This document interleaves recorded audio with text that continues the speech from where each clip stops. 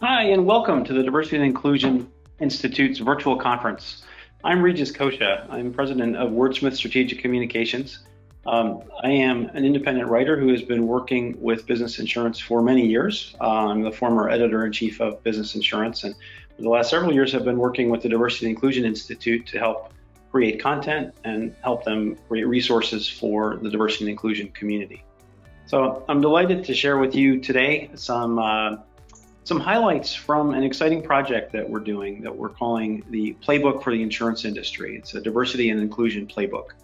The goal here is for the Institute to compile and share actionable insights on how the insurance industry can improve diversity and inclusion programs, whether it's a first-time thing, never been done, or it's an existing program. So it appeals to a range of members of the community. A good thing to think about first here is why was this even needed? On June 24th, the Diversity and Inclusion Institute hosted a webinar on the state of diversity and inclusion programs in the insurance industry. In other words, where are they now, and where are they heading? It was an important time to kind of take the pulse of diversity and inclusion in the Institute in light of everything else that was happening in the country and around the world. And so what we found from that very well-attended webinar was that the audience members had lots of questions. And as we looked at those, we realized there really needs to be a follow-up to the webinar. There really needs to be some way to address some of those questions.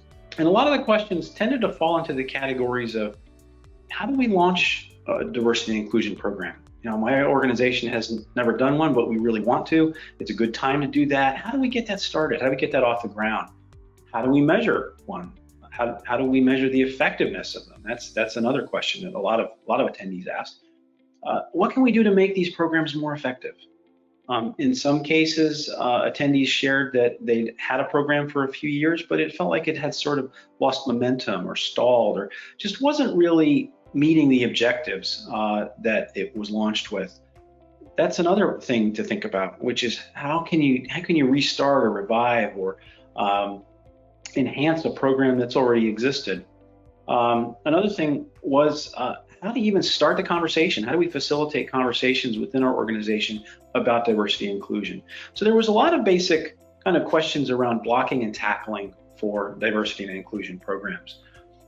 It really became clear that the insurance industry needed more guidance, needed more insight to take action on these things. I think all of you are familiar with what's been going on in our country, and particularly on issues of race and inequality. This is all part of an effort to kind of make progress in that.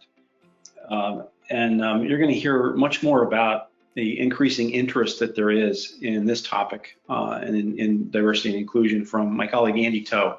Andy's going to discuss the findings of Business Insurance's 2020 Diversity and Inclusion Survey during today's virtual conference, and I hope to get a chance to look at that and see the interesting data that he's got. I think one of the big takeaways that he'll talk about is the survey got a huge number of responses and a lot of write-in comments. A lot of people will take surveys and not necessarily take the time to write in comments and suggestions and things, but in this case, many of them did. And I think that's an indication this is a topic, diversity and inclusion in the industry is a topic that is coming to the forefront again.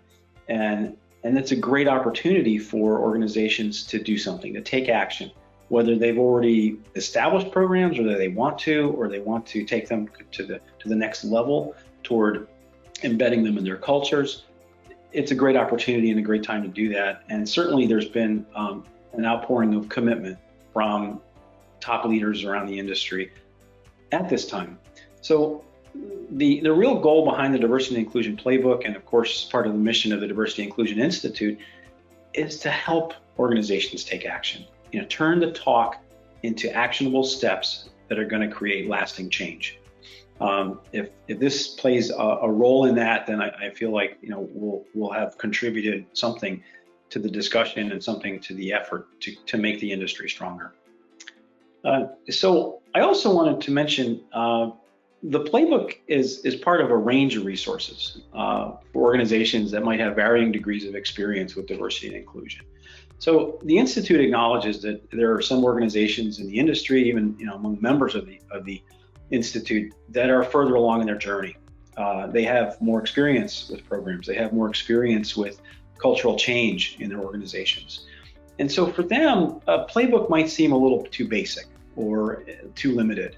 And if you're a part of an organization that's had a diversity and inclusion program for years, you might think, well, I'm kind of past the playbook stage. I don't really need the playbook. So it's important to understand the Institute wants to partner with organizations that have varying degrees of experience with diversity and inclusion. In the near future, the Institute's going to offer additional resources to help those more experienced organizations enhance programs and achieve their goals. And the other thing is, the thing about a playbook is it doesn't have to be a set of simple, unchanging ideas. It doesn't have to be static. Some of these plays, these suggestions and ideas can be adapted to different conditions, different settings, and that's also very much the intention of the Diversity and Inclusion Institute. One of the things that we heard again and again from leaders in diversity and inclusion is that D&I can't be a once and done. It's not a once and done kind of thing. You can't just do it once, set it and forget it. It doesn't work that way. I believe that's absolutely true. It has to be part of an ongoing and a continuous effort if it's going to take root, if it's going to grow, if it's going to become part ultimately of the organization's culture. And that's equally true of the playbook. The playbook can't be a static set of ideas or actions. So for that reason, the Institute is intending to make the playbook a living document hosted on its website in which the D&I community can add to, revise, augment, and adapt some of these things. So it's a beginning, but it's certainly far from the end in terms of how the D&I Institute is going to provide resources to help the industry.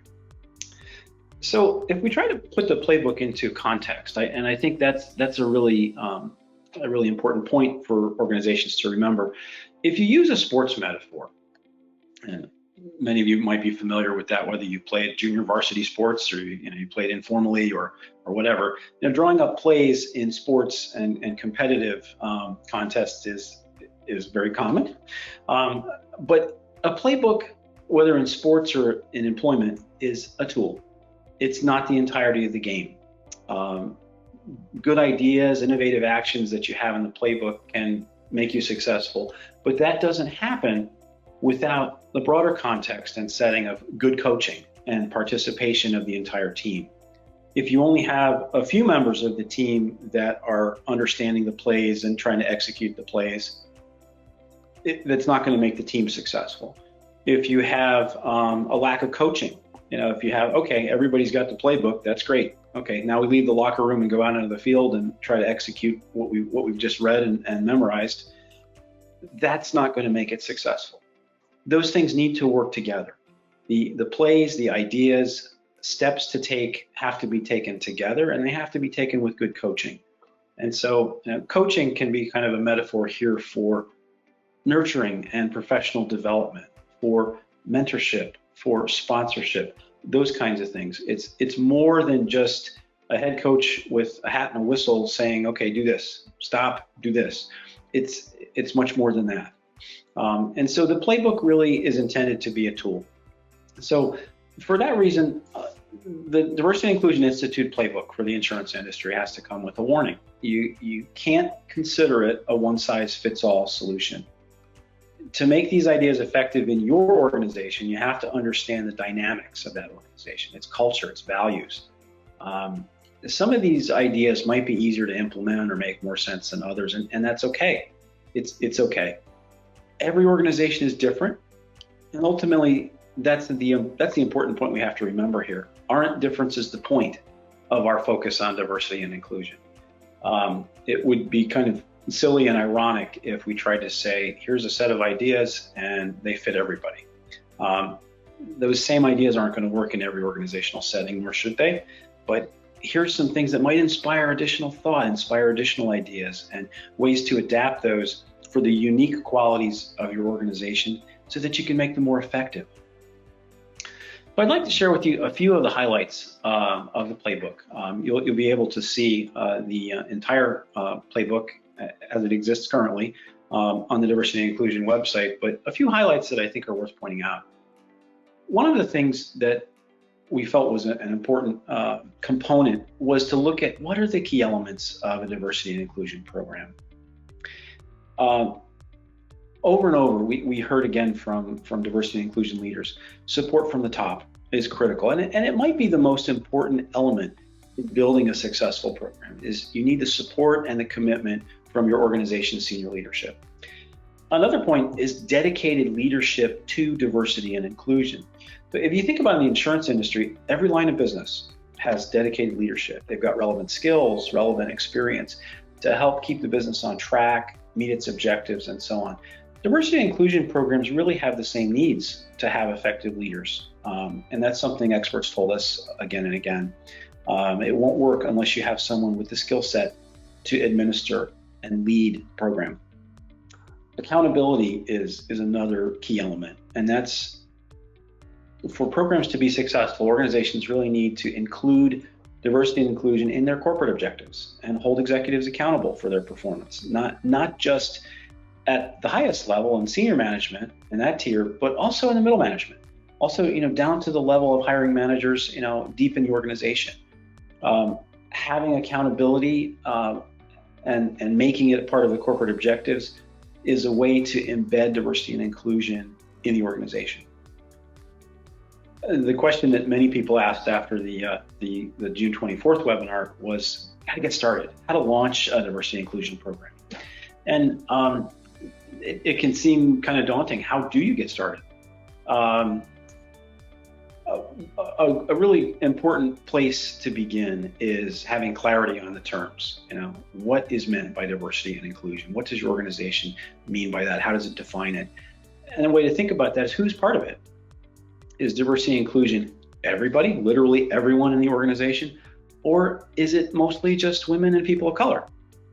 So a really important starting point for launching a D&I program, if you don't have one, is getting everybody in the organization to understand what is D, what is I. There's a quote that we heard from multiple leaders, and it's I think particularly apt for this. It's diversity is inviting people to the dance. Inclusion is asking them to dance. For those of us who have ever been to a high school dance, it's there are a bunch of people who are on the floor dancing to the music, and there are others who are just kind of on the periphery, and maybe show up and talk and have a Coke and don't actually get to dance on the floor. Inclusion is about getting everybody on the floor, giving everybody an opportunity to dance, to be part of the organization, to contribute to what the organization is doing. Another key element is measurable objectives and data. So integrating diversity and inclusion objectives into performance management is an area that can be very helpful in getting a program launched and going. Other experts suggested gather the data in your organization on areas of opportunity. Where can you improve? Is your representation lower than you'd like it to be? Take a look at that. And collect facts and statistics about the success of diverse organizations. That often can not only help get the buy-in from your organization, but it can also keep the conversation going. Training and communication is going to be another key element that a lot of experts we talked to suggested, and that's talking about it at all levels, not just at the top. Make it part of every training program, every development program. Conversations that people in the organization are having with employees, with customers, with investors. That brings diversity and inclusion to light and keeps that conversation alive. I'd like to also say there are some pitfalls to avoid. As we talked about ways to make it successful, we also wanted to look at, okay, what are some things to consider that you might you might end up having a problem with. And those pitfalls largely look like losing momentum. You have to keep the conversation around diversity and inclusion going once you get the doors open to that. Once leadership is open to that and line managers are open to that, keep those conversations going so that you don't lose momentum. Another is competing priorities. If diversity and inclusion is not a strategic priority, it can fall victim to other things that are. And in insurance, there's always something that comes up. There's always something that could cause an organization to take its focus off of diversity and inclusion. That could be Atlantic hurricane season, like we're in now, economic challenges, regulatory developments, changing consumer behaviors, all kinds of things could cause an organization to take its eyes off the ball. And so making diversity and inclusion a strategic priority, embedding that as a strategic objective is pretty key to making sure that there's enough time and focus placed on that within the organization. Another is what happens when you recruit diverse talent. They get in the door and they have nowhere to go. That's a pitfall, because we heard from HR leaders and diversity and inclusion leaders that recruiting diverse talent is relatively easy. The challenge is really at the next level. That's where promotions happen. And so organizations need to ask, what's standing in the way of developing, promoting, retaining diverse talent? What are some things they should be looking at? And that's a pitfall to avoid. So those are a few of the highlights of the diversity and inclusion playbook for the insurance industry. I hope you'll check that out. I'd like to thank all of you for participating in today's virtual conference. There's a lot of great stuff on the agenda that I hope you'll be able to spend some time with. And I would like to, as part of the Institute, invite you to check out the playbook and the other resources on the website. And also keep an eye out for additional resources that'll help you in your organization. And also, please share with us your thoughts on how to make diversity and inclusion programs more effective for organizations at all levels of experience.